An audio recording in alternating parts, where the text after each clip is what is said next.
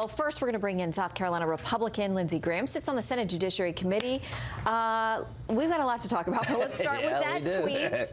It sounds like there are a lot of commas in there. We could have an Oxford comma conversation about that, too. But he says we must fight them after referring to the Freedom Caucus and Dems in 2018. How do you interpret that? I mean, like primary them, run against them? Well, I hope we can get back on the schedule here with health care. Here's what I would advise the president to do. Rather than try to use reconciliation where you have to have Republican votes alone to reform 1/5 of the economy, don't do what Obama did, which is use all Democrats to try to reform health care. Obamacare is a disaster.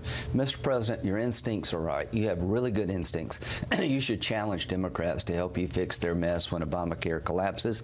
Well, hopefully we can get the Freedom Caucus on board, but my main construct for the president is to allow Obamacare to collapse. It is a complete, utter disaster, and reach out to Democrats and Republicans to replace Obamacare with something good for America and make it bipartisan. I love Paul Ryan, but we should work with Democrats in two areas: to reform entitlements before Social Security and Medicare go broke, and to reform health care, because all of us depend on health care. You know, when you talk about entitlements, though, people get crazy. You get the grandma going in the wheelchair over the cliff commercerals. I mean, it's a tough one to tackle. You're dead right. So Ronald Reagan and Tip O'Neill adjusted the age of retirement from 65 to 67 in 1983 to save Social Security from bankruptcy.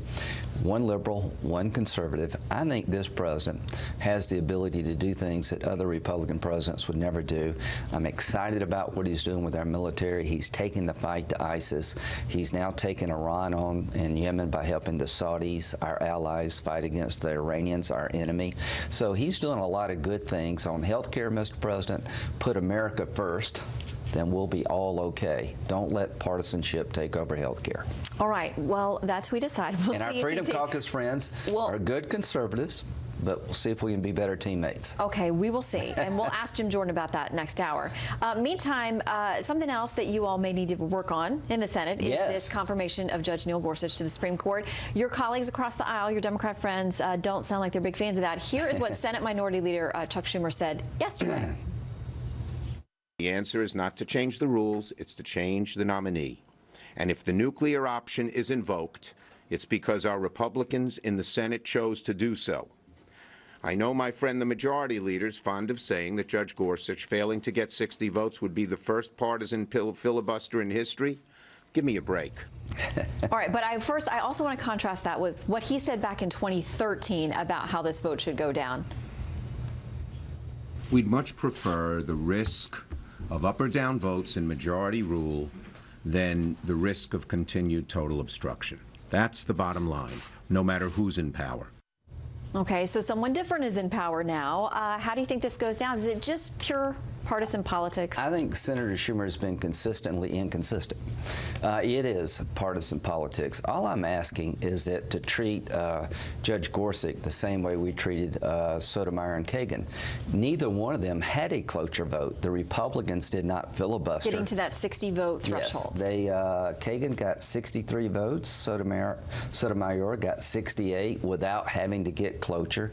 No filibuster. All I'm asking them, the Democrats, is to do for President Trump what I and others did for President Obama. Then this will all work out. He's the most qualified nominee I've seen really since Roberts. 10 years on the bench, 2,700 decisions, 1 reversal, the highest rating that you can get by the American Bar Association, a 900-page report that came after interviewing 500 lawyers and people who know the judge, and he said he is one of the top jurists in the entire country. President Trump could not have done better.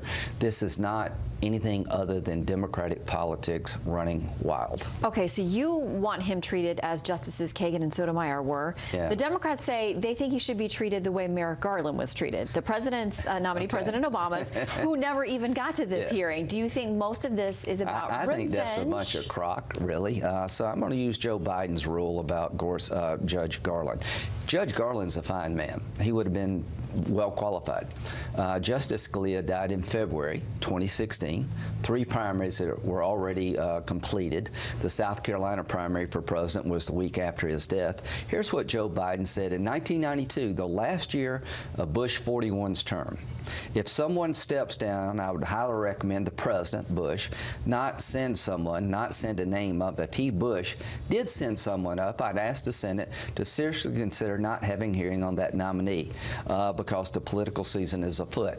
So we took the Joe Biden rule, and here's what I can tell you. If you look at the history of the Supreme Court, when there's a vacancy in the last year of a president, and when the president is one party and the Senate's of another party, we've had one vacancy filled in 100 years. So Judge Garland is a victim of timing. The Biden rule in the last year of a presidency, after you start the primary season for picking a new president, it's been the tradition of the Senate to let the next president pick. And I thought it would be Clinton. President Trump won. I didn't think he would, but let me tell you what I'm going to do for President Trump. I'm going to fight for his nominee.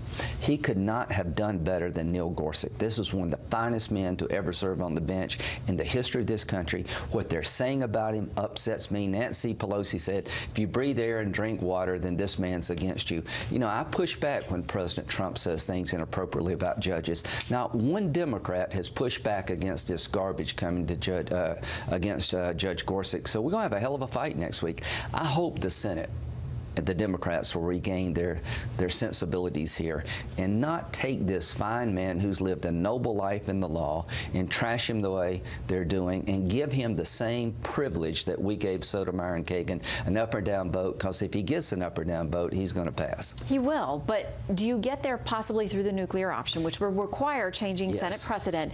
Here's the question, though, because there's been a lot of dancing around this topic, people saying we'll do whatever it takes to get him there. No one has actually said we're going to use the nuclear option, because it would require you keeping all of the GOP together, actually voting to make that change. Do you worry there are any GOP members who would hesitate to do that? Because I know you don't want to do it. I know a lot of people don't want to do it. For the good of the country, I'd like to keep the system intact that's worked so well for so long. The 60 vote threshold. Yeah, but let me just say this. When you have to reach across the aisle to pick up a few votes, you'll probably get a different type judge. You could not have chosen better. He's the most qualified Republican, judge that a Republican could pick. His credentials are beyond reproach.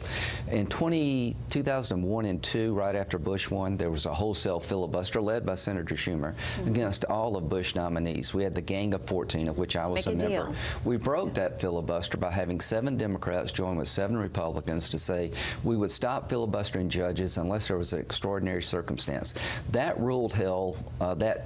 agreement held to 2013 when Harry Reid, out of nowhere, changed the rules for court appointments below the Supreme Court. They packed the D.C. Circuit Court with a bunch of liberals. They changed the rules so they could do it with a simple majority. If I have to, I will change the rules to make sure that President Trump has the same rights and privileges that every other president's had in the history of the country to appoint qualified people to the Supreme Court.